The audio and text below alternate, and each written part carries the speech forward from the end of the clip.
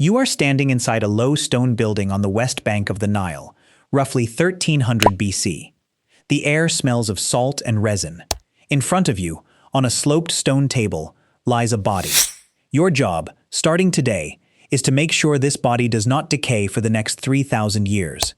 You have no refrigeration, no chemicals beyond what comes from the earth itself. And you have exactly 70 days to finish. This wasn't a metaphor. This was a literal, scheduled, government-regulated timeline, followed with such precision that bodies prepared this way are still being unwrapped today. Skin intact, hair intact, in some cases fingerprints still visible after 3 millennia. So how did a civilization with no understanding of bacteria, no microscopes, and no modern chemistry figure out how to stop a human body from decomposing, using nothing but salt, resin, and patience? Let's start with what we actually know. In 1994, a team of researchers at the University of Maryland conducted something called the Mummification Experimental Research Project, attempting to recreate ancient Egyptian embalming techniques on a donated human cadaver, using only materials and tools available in 1300 BC. The project, led by anatomist Bob Breyer, followed the embalming instructions described by the Greek historian Herodotus and confirmed through archaeological evidence. The result preserved the body successfully, and in doing so, proved that the ancient techniques worked exactly as described, not through magic or ritual alone, but through legitimate, repeatable chemistry. The first step, and the one most people get wrong in their heads, wasn't wrapping. It was removal. Within hours of death, embalmers worked quickly, because decomposition begins almost immediately, and the entire process depended on getting ahead of it before bacteria could spread through the body's internal organs. Using a hooked instrument, embalmers extracted the brain through the nostril, breaking through the thin bone at the back of the nasal cavity and pulling the tissue out in pieces. This wasn't guesswork. The brain decomposes faster than nearly any other organ, and ancient Egyptians, despite not understanding bacteria, had observed across centuries of practice that removing it first dramatically improved preservation outcomes. Strangely, they didn't consider the brain important. It was discarded entirely. The heart, however, the organ they believed to be the seat of intelligence and emotion, was left inside the body, deliberately and carefully protected throughout the entire process. Next came an incision along the left side of the abdomen, just long enough for a hand to reach through. The liver, lungs, stomach, and intestines were removed one at a time, each requiring different handling because each decomposes at a different rate. These organs weren't discarded. They were individually dried, treated, and stored in 4 separate containers, known as canopic jars, each one carved with the head of a different protective deity. Each deity believed to guard one specific organ through the afterlife. Then came the substance that made the entire 70-day process possible: natron. Natron is a naturally occurring salt compound, a mixture of sodium carbonate and sodium bicarbonate, found in dried lake beds in Egypt's Wadi el Natrun, a depression roughly 60 miles northwest of Cairo that gave the substance its name. In 2011, chemists analyzing natron samples confirmed exactly why it worked so effectively as a desiccant. Natron draws water out of tissue through osmosis, the same basic process that lets table salt preserve meat, but far more aggressively. Without water, the bacteria responsible for decomposition cannot survive. No water, no bacteria. No bacteria, no decay. The body, now empty of its internal organs, was packed inside and out with natron and left to sit for 40 days. Not estimated, documented. 40 days, specifically, appears repeatedly across surviving Egyptian texts, and was confirmed by the Maryland experiment to be approximately the time required for the salt to fully dehydrate human tissue without causing it to become too brittle to handle. After 40 days, the body had lost nearly 75% of its original weight, almost entirely water. What remained looked less like a corpse and more like dried leather stretched over a skeleton.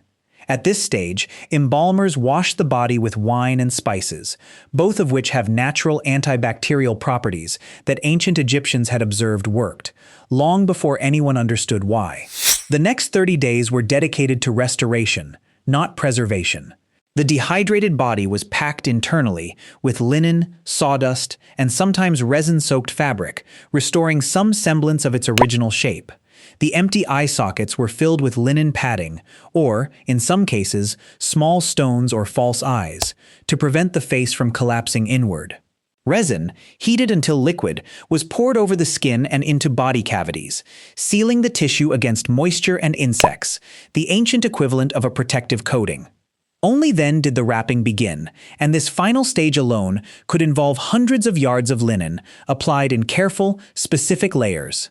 Fingers and toes were sometimes wrapped individually before the rest of the limb, to preserve detail. Protective amulets, carved from stone or faience, were placed between layers at specific points on the body, positioned according to religious texts describing exactly where each amulet needed to sit to protect that part of the body in the afterlife.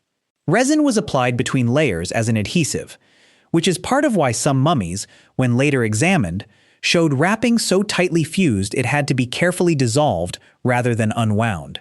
The entire process, start to finish, organ removal through final wrapping, was completed in exactly 70 days. This number wasn't arbitrary either. It corresponded to a specific astronomical event ancient Egyptians tracked closely, the heliacal rising of the star Sirius, which disappeared from the night sky for approximately 70 days each year before reappearing, an event the Egyptians associated with death and rebirth, making the timeline of mummification a direct mirror of a celestial cycle they had been observing for centuries.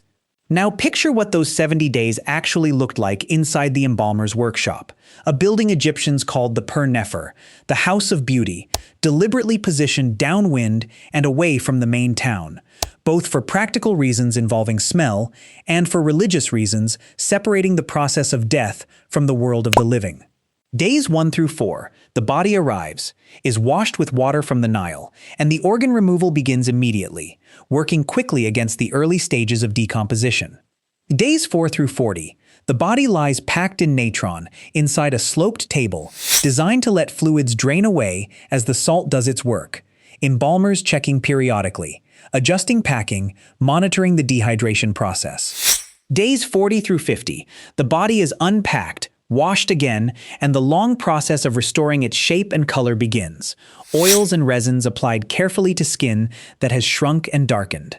Days 50 through 70, wrapping, layer after layer, amulet placement following specific religious texts, prayers recited at certain stages by priests overseeing the most important portions of the process, until finally, on day 70, the body, now a mummy in the fullest sense, is ready for burial.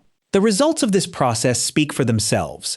In 1922, when Howard Carter opened the tomb of Tutankhamun, the young pharaoh's mummified body, preserved using exactly this method roughly 3,245 years earlier, still retained recognizable facial features. Modern CT scans performed on Egyptian mummies in the 2000s revealed details no one expected to survive.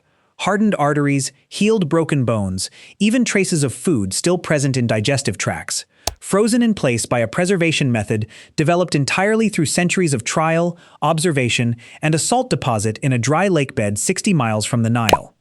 The Egyptians never understood bacteria. They never understood cellular decomposition at a microscopic level. But through thousands of years of careful observation, recorded in religious texts and passed down through generations of embalmers, they built a process so effective that it remains, even now, one of the most successful body preservation techniques ever developed by any civilization in human history, ancient or modern.